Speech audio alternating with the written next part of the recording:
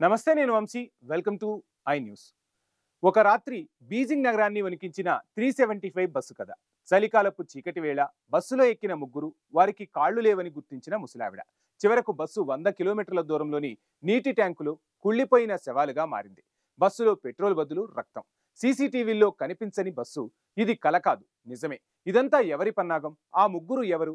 Driver బస్సును వీళ్ల స్టాప్కు ఎందుకు తీసుకెళ్లాడు? 375 బస్సు మిస్టరీ ఏంటి? పూర్తి వివరాలు తెలుసుకుందాం. ఈ కథ కేవలం ఒక సంఘటన కాదు, ఇది అంతు చిక్కని ప్రశ్నల సమాహారం. చైనా రాజధాని బీజింగ్ను వణికించిన ఒక భయానక రాత్రికి సంబంధించిన కథ. 1995వ సంవత్సరం నవంబర్ 14వ తేదీ అర్ధరాత్రి చీకటి. బీజింగ్లోని బస్ టెర్మినల్. Bus number 375. ప్రాగ్రాంట్ హిల్స్కు బయలుదేరిన చివరి బస్సు అది. చలికాలపు గాలులో హోరుమని వీస్తున్నాయి.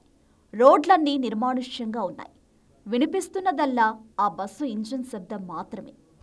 బస్సులో డ్రైవర్, ఓ లేడీ కండక్టర్, ప్రయాణికులు, ఒక ముసలావిడ, ఒక అబ్బాయి, ఇంకా ఒక జంట డ్రైవర్ వెనక సీట్లలో, ముసలావిడ, అబ్బాయి డ్రైవర్ పక్కన ఒకరు వెనక ఒకరు కూర్చున్నారు. బస్సు ముందుకు కదులుతోంది. కాసేపటికే డ్రైవర్కు 2 నీడలు కనిపించాయి. అవి బస్సు ఆపమని చెయ్యూపుతున్నాయి. సాధారణంగా స్టాప్ వద్ద కాకుండా బస్సు ఆపరు డ్రైవర్లు. కానీ అదే చివరి బస్సు కావడంతో కండక్టర్ మాట విన్న డ్రైవర్ బస్సును ఆపాడు. బస్సులోకి ఎక్కిన ఆ 2 వ్యక్తులు తమ భుజాలపై 3వ వ్యక్తిని మోసుకొచ్చారు. ఆ 3వ వ్యక్తి ముఖం కనిపించడం లేదు. జుట్టుతో కప్పి ఉంది. వారి రూపం విచిత్రంగా ఉంది. కింగ్ డైనాసిటీ రాజుల కాలం నాటి దుస్తుల్లో ఉన్నారు. వారి మొహాలు ఉండాల్సిన దానికంటే ఎక్కువగా తెల్లగా ఉన్నాయి. బస్సులోని ప్రయాణికులు ఒక్కసారిగా భయంతో వణికిపోయారు. కండక్టర్కు ఫిర్యాదు చేయడం మొదలుపెట్టారు. వాళ్లు బహుశా ఏదైనా సినిమా షూటింగ్ నుంచో, డ్రామా నుంచో నేరుగా వచ్చుంటారు. రాత్రి కావడంతో బట్టలు మార్చుకోలేదేమో అని కండక్టర్ వారికి నచ్చజెప్పింది. కానీ ఆ భయం అలానే ఉండిపోయింది. బస్సులో ఉన్న ఆ ముసలావిడ మాత్రం మాటిమాటికి వెనక్కి తిరిగి చూస్తోంది. కిటికీలు తెరిచి ఉండడంతో గాలి విచిత్రమైన శబ్దాలు చేస్తోంది. వెనక కూర్చున్న ఆ ముగ్గురు మాత్రం తమకేమీ పట్టనట్లు నిశ్శబ్దంగా ఉన్నారు. డ్రైవర్, కండక్టర్ మాత్రం ఏదో మాట్లాడుకుంటూ నవ్వుకుంటున్నారు. వారికి తెలియదు ఏం జరగబోతోందో. 4 స్టాప్ల తర్వాత ఆ జంట బస్సు దిగిపోయారు. ఆ జంట దిగిన కొద్దిసేపటికే ఆ ముసలావిడ ఒక్కసారిగా పక్కనున్న అబ్బాయిపై అరిచింది. "నువ్వు నా పర్సు దొంగిలించావు, పోలీస్ కంప్లైంట్ చేస్తా" అంటూ రచ్చ మొదలుపెట్టింది. డ్రైవర్, కండక్టర్ ఎంత నచ్చజెప్పినా వినిపించుకోలేదు. అబ్బాయి మొరపెట్టుకున్నా బస్సు ఆపాల్సిందే అంటూ అరిచింది. ఇక లాభం లేదని డ్రైవర్ బస్సును తర్వాతి స్టాప్లో ఆపాడు. ఆ ముసలావిడ ఆ అబ్బాయి చేయి పట్టుకుని బస్సు దింపేసింది. "లాస్ట్ బస్సులో నుంచి నన్నెందుకు దింపావు? పోలీస్ స్టేషన్ ఎక్కడుంది?" అంటూ అబ్బాయి కోపంగా అడిగాడు. బస్సు కంటికి కనిపించకుండా దూరం వెళ్లిపోయే వరకు వేచి చూసింది ఆ ముసలావిడ.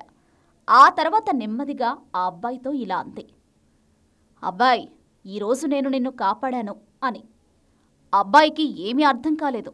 ముసలావిడ చెప్పింది, "నువ్వు ఎలాంటి దొంగతనం చేయలేదు. బస్సులో నేను వెనక్కి తిరిగి చూస్తున్నప్పుడు గాలికి ఆ 3 వ్యక్తుల బట్టలు పక్కకు జరిగాయి. అప్పుడు వారికి కాళ్లు లేని సంగతి నేను గమనించాను. ఎవరికీ అనుమానం రాకుండా నేను కిందకి దించడానికి ఈ దొంగతనం డ్రామా ఆడాను" అంది.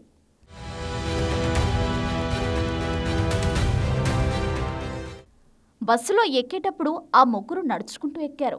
కానీ ముసలావిడ ప్రకారం వారికి కాళ్లు లేవు. తన ప్రాణాలు నిలిచాయని భావించిన ముసలావిడ, అబ్బాయి జరిగింది పోలీసులకు ఫిర్యాదు చేయడానికి పోలీస్ స్టేషన్కు వెళ్లారు. కానీ పోలీసులు వారి మాటలను పట్టించుకోలేదు. వీరిద్దరూ పిచ్చోళ్లు అని తేలికగా తీసుకున్నారు. ఆ తర్వాత రోజు ఆ చివరి బస్సు ప్రాగ్రాంట్ హిల్స్కు చేరుకోలేదు. ఎక్కడికి వెళ్ళింది? వెతకడం మొదలుపెట్టారు. ఈ మధ్యకాలంలో మీడియా ఆ ముసలావిడను, అబ్బాయిని లైవ్లో ఇంటర్వ్యూ చేసింది. వాళ్ళిద్దరూ జరిగిన దారుణాన్ని పూసగుచ్చినట్లు వివరించారు. 2 రోజులు గడిచిపోయాయి. అయినా ఆ బస్సు ఆచూకీ లేదు. 3వ రోజు మాత్రం చివరి స్టాప్కు 100 కిలోమీటర్ల దూరంలో ఉన్న మియూన్ రిజర్వాయర్లో ఆ బస్సు ఆచూకీ దొరికింది. పోలీసులు 375 బస్సు వద్దకు వెళ్లి చూశారు. అక్కడ మొత్తం 3 శవాలు కనిపించాయి. ఆ మొత్తం కథలో అంతు చిక్కని 3 మిస్టరీలు మిగిలాయి. ఆ రిజర్వాయర్లో దొరికిన 3 శవాలలో ఒకటి డ్రైవర్, రెండోది కండక్టర్, మూడోది ఆ విచిత్రమైన వ్యక్తి. ఈ 3 శవాలు కూడా చాలా ఎక్కువగా కుళ్ళిపోయి ఉన్నాయి. పోస్టుమార్టం తర్వాత డాక్టర్లు చెప్పిందేంటంటే 2 రోజులలో అంతగా కుళ్ళిపోవడం సాధ్యం కాదు, ఎవరో కావాలని చేశారు అని. రెండో మిస్టరీ, డ్రైవర్ తన చివరి స్టాప్కు వెళ్లకుండా 100 కిలోమీటర్లు ఎందుకు వెళ్లాడు? ఆ బస్సులో కేవలం చివరి స్టాప్కు సరిపడా పెట్రోల్ మాత్రమే ఉంది. మరి 100 కిలోమీటర్లు ఎలా వెళ్ళింది? పెట్రోల్ ట్యాంకును ఓపెన్ చేసి చూస్తే అందులో మొత్తం రక్తం ఉంది. ఇక మూడో మిస్టరీ, ఇదంతా చూసిన పోలీసులు అసలు ఏం జరిగి ఉంటుందని సీసీటీవీ ఫుటేజ్లను చెక్ చేశారు. ఆ దారిలో ఏ ఒక్క సీసీటీవీలో కూడా ఆ బస్సు కనిపించలేదు. ఈ 3 మిస్టరీలకు సంబంధించిన సమాధానాలు ఇప్పటికీ దొరకలేదు. ఈ సంఘటన జరిగి చాలా రోజుల వరకు ఆ దారిలో వెళ్లారంటే ప్రజలు భయపడ్డారు. ఇప్పటికీ అక్కడి ప్రజలు ఈ భయానక కథ గురించి చెప్పుకుంటూనే ఉంటారు.